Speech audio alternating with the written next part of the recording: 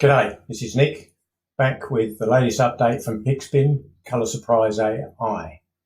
It's pretty good. So let's quickly go through, just to refresh your memory, how you load up a picture. I've got one here specially prepared. Loads up. Boom. That's really good. So what they've introduced this time round is ways of actually adjusting the colour. And to be honest, there's nothing much I can do with that really, is there? I mean, I could probably sharpen it up, but that's not in this particular software. So we've got another 4 sliders plus a few other bits and pieces to show you. And the best way to show you is what they've actually, is via a useful little button they've got here on how to use the software. So the first few slides of this is really what we've already covered. So I'll click straight through that. If you want to refresh your memory on that, just go back to the video below. So they've introduced a temperature slider. So you can see it here.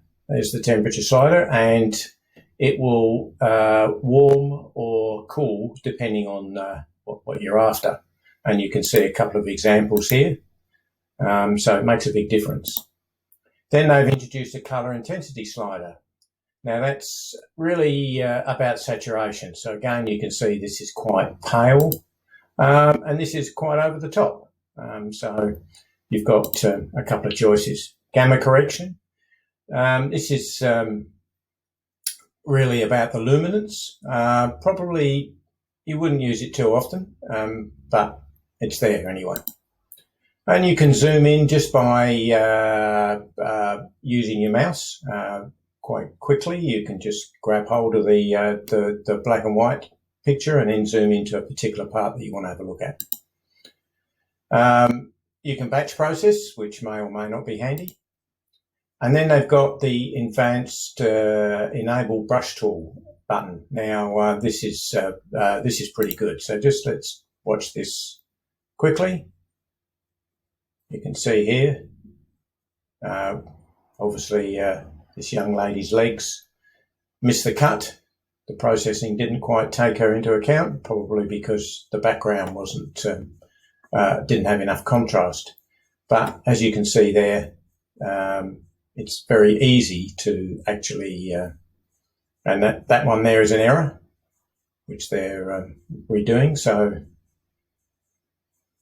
beautiful. And you can pick the colour source from either a palette or from the actual screen.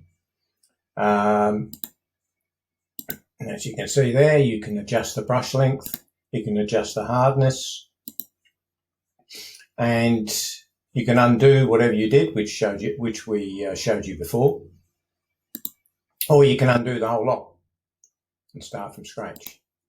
Or if you want to just hide that, you can just disable the brush tool. And here's a few useful tricks.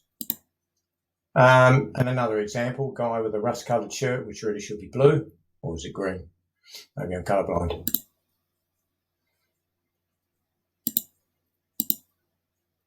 There you go.